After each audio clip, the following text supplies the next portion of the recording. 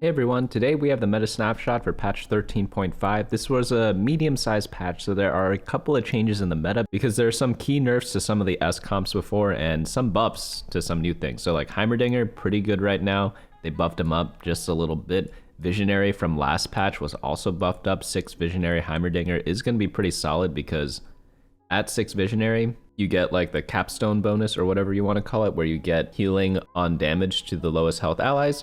Another big change is that they nerf Experiment, so Twitch is going to be a little bit worse. I moved it down to the B tier, and Urgot got a nerf too, so he's going to be at the bottom of the A tier. I think it's like borderline A and B tier right now, but if you get a spot for it, it's going to be still chilling. But looking at the rest of the tier list, in the S tier, we have Enforcer Vi, probably the best vertical trait right now. Sorcerer Zoe, very solid also for AP.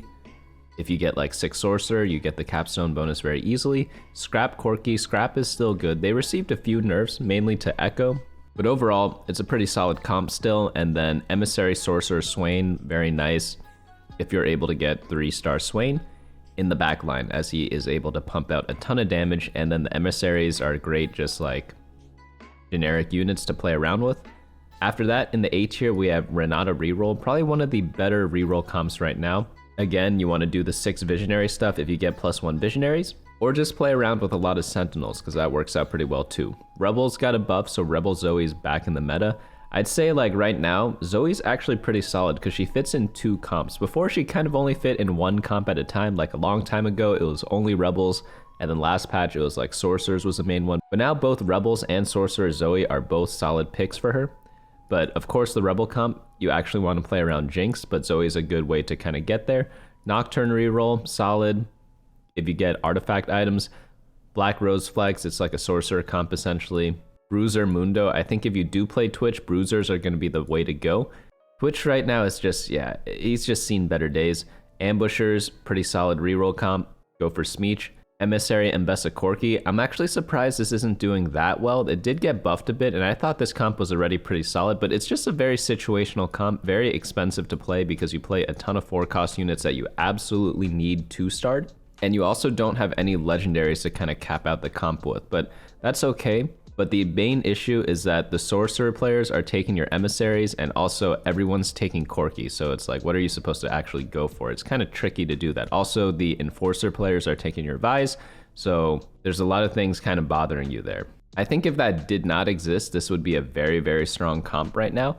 But unfortunately, these other comps do exist, and they're taking your units. Form Swapper Gangplank, decent reroll comp if you get the start for it. Zeri reroll, same thing. Conqueror is very good if you get perfect start for it because you get to snowball the game incredibly hard. And then lastly, in the A tier, we have Urgot Tristana reroll or Tristana Sentinel. Both builds are viable. It just depends on what you're kind of getting. I also moved Family up to the B tier from the C tier, and I moved Chem Barons all the way down to C tier. I think they're pretty bad right now. I mean, we could check the data on it, teamfight.lol. Or we could just type in Chem Baron at the top, and yeah, they've seen better days here. It is a tricky comp to play, but they made it a lot harder. The nerf was actually pretty big because they removed the emblems, so they made it a lot more difficult to get the early Chem Baron stacks, and then they changed the way it stacks by reducing the amount of stacks, in my opinion. So it's just overall like not very nice for it. Dominators, they just kind of suck right now. It's the worst 4-cost, 5-cost comp if you think about it. Like Mordekaiser, Mundo, Silco, they just have better things to do in life than be on your TFT board right now. But let's get into how to play each and every single one of these comps, starting at the top. You can find the full guides on my website, bunnymuffins.lol/meta. It's the longest running player run tier list, and it's been around for over 5 years now. But let's start off with Corki Heimerdinger flex. So both these units are good now. Last patch, it was like Corki was better. The patches before, Heimerdinger was better. But now, like, they're both pretty good, right? You can play around both of them. It's essentially an academy build. You play Academy, if you get Jace, great, you could replace the Corki if you get Jace because they use very similar items. If you don't, you could play Corki, but the main core of the comp is going to be Alawi and Heimerdinger because they are going to be pretty solid go-tos right now. Like if we take a look at the 4-cost units in terms of their popularity, that's a great way to gauge like how strong comps are right now. Like Alawi's like one of the most played. Not as much as Elise, because Elise has AoE stun. She has 3 different traits, so it's very easy to splash her into other builds. But after Elise, we have Alawi, and then moving down a bit, we have Corki and the Heimerdinger. So decently popular builds. You'll be contested a little bit on each of them. But the great thing about this comp is that you could play around what you hit and what your items are. For example, the stuff to itemize in this comp is Alawi, Rumble, Corki, and Heimerdinger. So you have like 4 different options there for both the anomaly and for what you want to play around. And you could also pivot into other builds too. Next, what I like about this is that with the Academy items, you get bonus items that you could kind of use to put on all your characters. I prefer putting them on my Academy units though, so it's going to be mainly the Heimerdinger. But of course, it depends what you get. Like Jace uses the attack damage ones, Heimerdinger uses the ability power ones. The tank ones, I normally just put on Alawi unless I have other tank items for her. Like you could do Leona, but she's a 2-cost unit, so we don't care about her that much. And lastly, Rumble can use kind of like anything. All your leftovers will go on him as he is going to be a 5-cost unit or a legendary unit, and you can build him as a tank or a damage unit. But again, focus on the 4-cost units whenever you do like a fast 8 or like standard leveling pattern, because that's just going to be the best way to both keep a strong board throughout the game and save life total in the mid to late game. But as for items, I'd say the only important items are making sure that you get 3 tank items on your Alawi. They can be literally any tank item. Don't be too strict on them. If you can build it, because the earlier you build items, the more value you get. And for the backline Heimerdinger, I'd say a mana item such as Blue Buff or Shojin are mandatory, and then Archangels is going to be his best item after that. For Corki, IE is my favorite item, but he could use all sorts of different things. Any attack damage items, any damage amp items are going to work on him. We have like a full list down here, I believe, but honestly, there are even more things that work than that. The one note for item changes is that Corki and Jace, they use the same items. Like Jace can for sure use Infinity Edge and Last Whisper, but Jace also really likes Spear of Shojin, so if you ever get an extra one in the late game, maybe it was on your Heimerdinger and you get a 2-star Jace, put that on him too, and he'll be doing a lot of work in the back line. Next build up we have is Enforcer, Vi and Caitlyn. This is a very fun build to play if you have Enforcer emblem. Getting 8 Enforcer is a little difficult because you do need Caitlyn, but once you do get it, it's very, very, very powerful. A 1-star Caitlyn is enough generally to play out your team and like place pretty decently. If we check out the Explorer tool, we could check out how 6 Explorer is, or like any combination of these trait breakpoints over here. So if we take a look at 6 Enforcer and add in Caitlyn, you'll notice that Caitlyn is pretty mandatory to the comp. If you exclude Caitlyn, 6 Enforcer is going to do pretty badly at a 6.14. And obviously to get to 8, you pretty much need Caitlyn unless you have 2 different Enforcer emblems, which obviously isn't going to happen in a lot of games. But at 8 Enforcer, you're averaging like a 3.58. Obviously you need Caitlyn and an emblem to make that happen, so it is pretty difficult to get. But the good news is that 6 Enforcer stabilizes your mid game pretty decently, and there are a lot of different things to play in the mid game to kind of complement your team. So the main core of the comp is obviously all the Enforcer units, so I'm going to move them all to the left side here. And in the start of the game, you're going to be playing around mostly Maddie and Steb. So what you can do is just check out other snipers. Zeri is going to be the most obvious one. After that, you want to complement them with some Bruisers with Steb, or you could also do Sentinels if you get an early Loris. So great Bruisers that I like to use a lot is stuff like Trundle in the early game, use him as the item holder, and then Set and Rennie in the mid game. Nunu's also good too. I just like Set and Rennie more because they provide crowd control. But whoever you get to 2-star, that's going to be who you want to kind of play as an intermediary in your front line. And also in the late game, you could play Elise. For Sentinels, it's even easier. Like pretty much all the Sentinels, they just tank, so whoever you get, they don't really have any crowd control effects. Whoever's the highest upgraded unit, that's who you want to use as your item holder. Another thing to note with this comp is that for your tanks, you're not really playing around Giga tanks by any means. Like Loris is going to be holding a bunch of tank items. Sometimes people put it on Elise or Alawi. And essentially that means like your team isn't running some sort of like Giga tank, because even Alawi only has 2 Sentinels, so you can't really rely on her to like carry from a tank perspective. But what you can do instead is build a lot of like the utility tank items, stuff like Sunfire Cape, Even Shroud, Protector's Vow is good on Elise to get her stun off a little bit quicker, and then even something like a Crown Guard can work out pretty well because you don't use any other rods in this comp. That way you use up one of your components and you get like a pretty decent front-loaded tank item in the fight for your team, because like Loris isn't going to be living till the end of the fight. For other units to kind of tech in, you could use either Ambushers or Quick Strikers with Twisted Fate and Camille, but for the most part I'm playing around the Snipers, Sentinels, and Bruisers in the early to mid game. Of course, if you do get an early Vi, activate Pit Fighters, but she's pretty difficult to get, so if you do end up getting her, it's going to be a good game anyways. In the late game, there are a bunch of different legendaries you can run. Caitlyn, obviously you need her, but apart from that, Jinx, Rumble, Savika, they all share synergies with someone in this team comp, so there are a lot of different options to kind of push your team truly to the next level. And of course, 6 cost, you could run any of them. Warwick actually works pretty decently with the Enforcer emblem. Speaking of emblems, we could even see who the best item holders for the emblem are by clicking like this. And you'll see that a lot of people are using Ambessa, Savika, Rumble, Warwick, and other units like that. But that's pretty much all you have to worry about with this comp. Standard leveling, try to get as much gold as possible to try to get Caitlyn on level 8. I like playing this if I have like a decent early game. You should only go heavy trait comps if you have the units in the early game, and if you have the units in the early game, that means you probably are going to streak a bit, because if you start the game off with like 2-star Steb, maybe like a pair of Maddies, and then you get Enforcer Crest in your augment choice, you're going to be having a pretty good game there. Unless someone gets some insane board in the early game, you're going to be taking a lot of rounds there and are going to be relatively healthy. Next build up we have is going to be Sorcerer Zoe. This one's a Sorcerer Blackrose comp, very popular right now. People use Swain as the main tank. He could be 3-star, he could be 2-star. Obviously 3 is better, but we can't get him every game.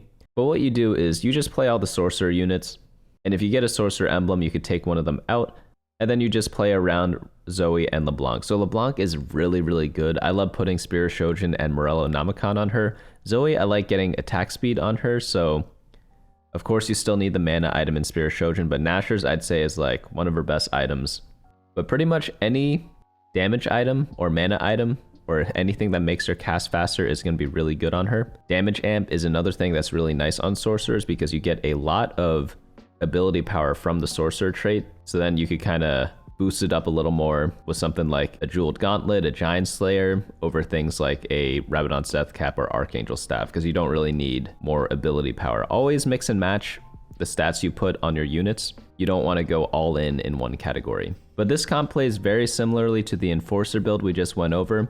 Only go Sorcerers or only go Blackrose if you actually have the units to start with it. And then if you get the emblem offered, you could go much deeper into it and then play around the legendary units, because all these comps, they kind of don't work without the legendary. Of course, I'm not saying the game is over if you don't get them, but you need to know how to play around all the 4-cost units before you kind of get there. A fun thing to do with this comp is if you ever get a lesser champion duplicator in like maybe after stage 3 or stage 4, that's when I like going for like the 3-star Swain and rolling a lot on level 7 and level 8. But getting a Swain 3-star isn't required by any means in this build. But going off of what I was saying before and needing a balance between your whole team, between deciding who to give the anomaly to, I think LeBlanc is a very popular option. Obviously Zoe's a very strong candidate, but I think an underrated thing to put your anomaly on is going to be Swain, because he's going to be your main tank, and since he's a 3-cost unit, he might not be as strong as other tanks, so you just want him to live as long as possible. That way he buys a lot of time for the rest of your team to deal out a lot of damage. The great thing about the Sorcerer trait right now is that at 6 Sorcerer, you reduce the damage that opponents deal to you. So that helps a little bit with Swain's tanking, but making him even beefier with an anomaly does even more work. Next build up, we're going to have Scrap Corki. Scrap Corki works with and without the emblem. Honestly, like, I don't think there's a big difference, but I do prefer having the emblem, of course, because like if you're going a vertical comp, which is what we've been covering in the past 3 comps, having the vertical is obviously going to be the best augment choice you can possibly see, but it's not mandatory. Normally when you play this comp, you want to get a bunch of item augments as well, because having more items gives your scrap units more shield value. And don't forget, the nice little trick that people do nowadays is putting Corki in the front line. Some people even put him in the top left or top right corners. I like kind of protecting him a little bit, but the reason why they do that is because even though he's a range unit, he does a dash on his ability, so he kind of glides away from dangers. So the reason why people put Corki in the front line is because he has a shield from scrap, so he takes damage from it and uses a scrap shield and then casts his ability and runs away, and he doesn't actually end up hurting himself too much. Another important takeaway from this picture is that you really want to get a belt on your Corki. It's by far his best item if you have 6 scrap. If you don't have 6 scrap, put a sword or a bow on him. But essentially at 6 scrap you get lucky items, so you can kind of trick out the items a little bit, but the only ones I would really focus on is really just Corki. Another thing to keep in mind when playing scrap is, again, each unit with a component turns that into a full item. So make sure you don't build too many items in the late part of the game and then run out of components to put on all your units. I remember watching a replay of someone that submitted a coaching video, and essentially what they did was they built a lot of items and they didn't end up using the scrap trait. So they were running like 4 scrap at the time and they didn't have anyone using the scrap trait. That's a big no-no. Just always use the scrap buff because that's pretty much the whole point of playing this comp. Next build up we have is going to be the Emissary Sorcerer build. This build's very strong, but it's a little weird to play because you want a 3-star Swain, but there aren't any other 3-star units you really care about. Like, is 3-star Nami good? Yes, it is, but is it that good? Not really. You don't want to use that much gold to finish her. So Swain's really the only important person that you want. So with that in mind, I really would only do this if I get lesser champion duplicators, because it's really going to help you save a ton of gold on finding that last copy of Swain, or perhaps 2 copies. Because normally when you do a 3-cost reroll build, you go for 2 different 3-cost units. So like Gangplank and Swain, if you play form swappers, like you could go for both of them, right? And having both of them is a big upgrade. But in this case, you really only care about Swain, don't care too much about Nami. So it makes the rolling in this comp a little bit weird. You pretty much just have to all in on Swain and not care too much about her. For tanks, Garen is going to be the main tank. Elise is going to be utility tank. What that means is you want to put all your like super tank items on Garen, and then put all the weird tank items on your Elise. So stuff like a Sunfire Cape, maybe I put that on Elise, but stuff like Warmogs, Bramble Vest, Dragon Claw, that's definitely going to belong on the Garen. LeBlanc's going to be built out the same way as she was in the other Sorcerer build, just Shojin Morello. It's just a very common combo on her. And for Swain, people are really liking the Shojin Jeweled Gauntlet Guardbreaker build. It's just a very nice multiplier effect for your Swain. And Guardbreaker works really well with Jeweled Gauntlet because it also gives critical strike chance. And since Swain hits a lot of different units, he's more than likely going to trigger a lot of shield effects, especially with all the scrap players. So this effect will be active quite often. But yeah, typically just 3-cost reroll build, which means level up to level 7, roll down there, or do a slow roll there until you get to Swain 3, and then level up, put in some other people. It is a little tricky though, because emissaries are quite expensive. Both Garen and Ambessa are 4-cost units, so if you ever see them on the carousel, just pick them up, as you'll most likely be needing them in the future. Next build up we have are the A tiers. So A tiers are still very good. A lot of them compete really well with the S tiers. They just fit one of the following categories, which is either a little bit worse than the S tier or a little bit rarer to play. So I'd include Renata as one of the rarer to play things, but it's still very, very strong. You could still play 6 Visionary like we saw with the Heimerdinger, but of course in this case we're focused more on Renata and Singe and Rel. But this comp is super duper duper duper strong. So if you ever get a Visionary emblem in the early game, just pretend you hit the jackpot, because you can have 2 different comps you could go for. If you get a lot of Renatas, go for Renata 3 with a build similar to this, or go for the Heimerdinger build and go for 6 Visionary there, because the 6 Visionary buff is incredibly good on your Heimerdinger. It makes it so that instead of building a Hextech Gunblade, you could build a full damage item, and he'll end up carrying even harder.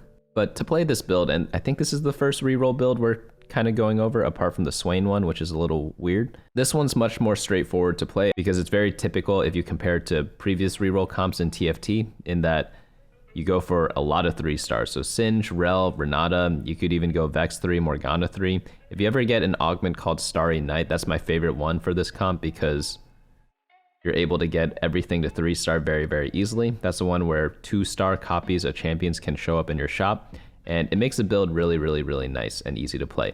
The most important thing when playing this comp though is getting an Archangel staff on your Renata. Like, her best item I'd say is Archangel. It's not even the Spear of Shojin, but of course like I like having both of them. But getting scaling items on Renata is very helpful because you have a lot of tanks in this build, because you're running 4 to 6 Sentinel. And because of that, she's allowed to stack up and ramp during the fight, and then finish everyone off once you reach like the 40-second mark. In the late game, you get to cap off with Rumble and Malzahar. Rumble works really well with the Visionary emblem because he gains mana, or like he refunds mana if he misses his ability, and that actually works with the Visionary buff. So he ends up getting a ton of value from the Visionary emblem. So if you ever get the emblem and you get a Rumble, always pair them up together. Use your item removers. I don't care what you do, but it's just a very nice combo to kind of try on him. And he's also a Sentinel, so he matches with your team very, very well. For the anomaly, like Renata and Singe are going to be your main focus. Magic training's really good. Force of Friendship's really nice too. Touch of Frost, like Touch of Frost isn't bad. Anything that gives ability power or mana is also good for Renata. Fireball is really fun to kind of try out. Whenever you are playing one of these stall comps, having some form of anti-heal is really nice. So if you do get a Morello Namicon or a red buff, drop it on your Malzahar, or even a Sunfire Cape on your front line.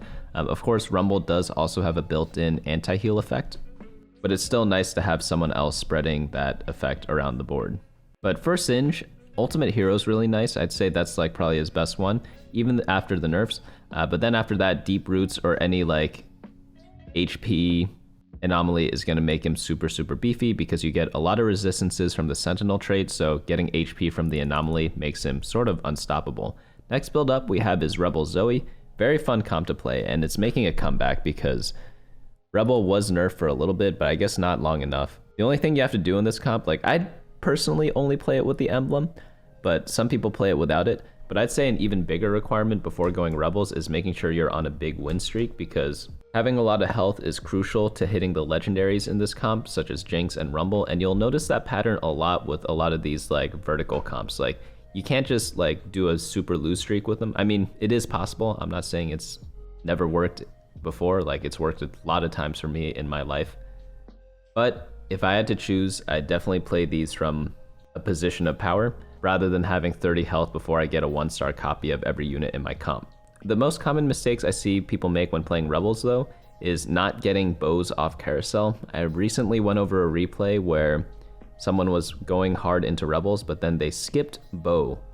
And bow is just the most important item in this build because it builds Rage Blade, which is really good on Zoe, and it could build red buff on Jinx, and essentially like any item that helps your units cast faster for both Zoe and Jinx are going to be absolutely phenomenal for your team. Like Spear Shojin, probably Jinx's best item, and then after that you just want to stack a bunch of attack speed because you want her to get her third cast off so that she explodes the whole board, and Alawi generally buys enough time for that to happen if and only if Jinx actually has attack speed or mana regeneration items. So that's like number one mistake I see people make, not taking bows off Carousel.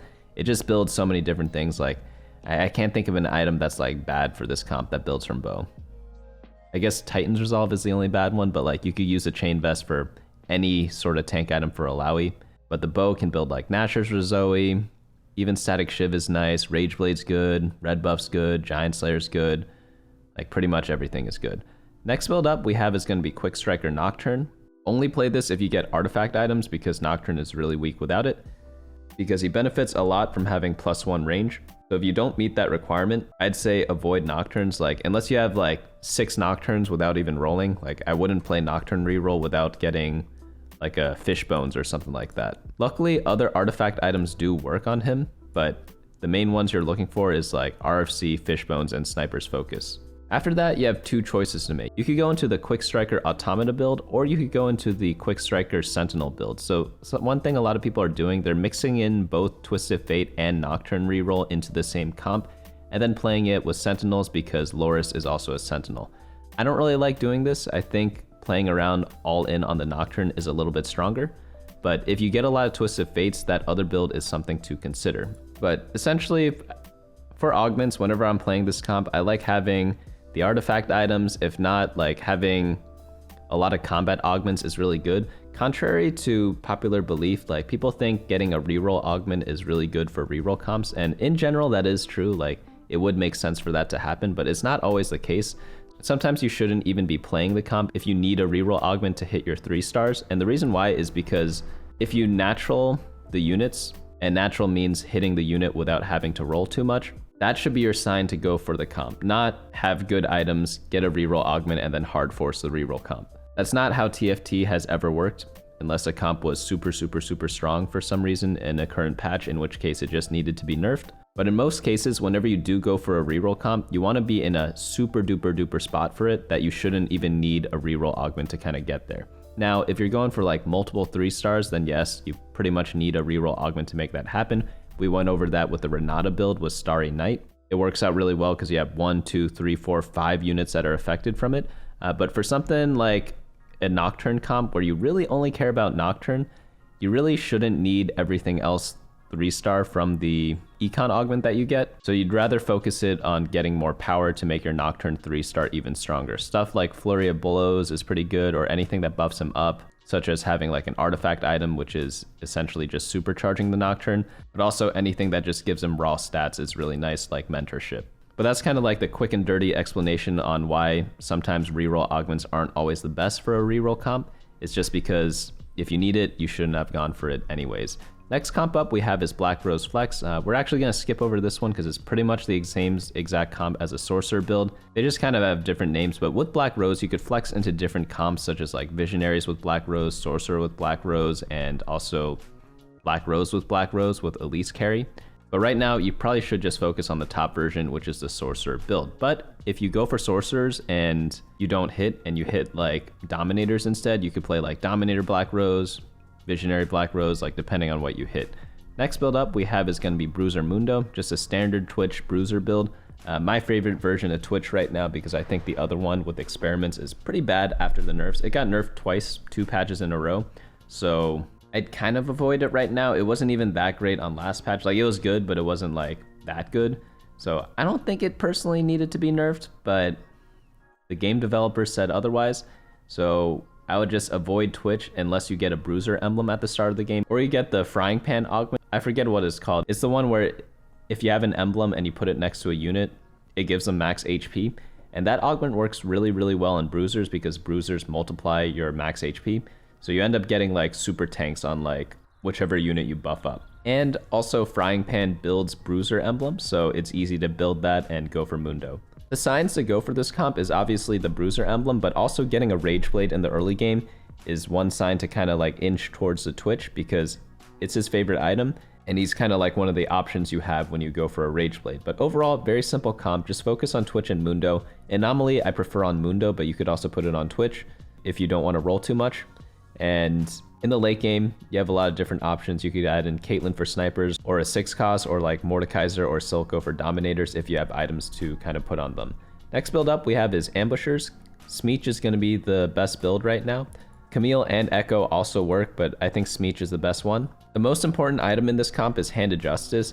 Like, you could have like 12 Hand of Justices, it's okay. Like, just get as many components of the glove and tier as you can, because again, like if you have 12 Handed Justices, like you can never have too many, because all your ambusher units can make great use of them because a lot of them are in the front line, and getting the healing effect is super, super, super nice. And their abilities critically strike from the ambusher trait, and adding a glove increases their critical strike chance, and you want them to have like 100% if you can, but it's not the end of the world if you have like 80 or 90. But for Smeech, you want to do 3-cost reroll. If you're going for Camille, 2-cost reroll. If you're going for Echo, do a standard leveling pattern. All 3 are viable, but again, Smeech is the best one. That's the one I would aim for at the beginning. But if you don't get a lot of him, or if you roll down and you get a ton of Camille's, like Smeech and Camille share items, so you could just use an item remover to kind of put on whoever's 3-starred. And then of course, Echo pretty much uses anything, as he is an AP frontline unit, so you could get kind of creative on your Echo.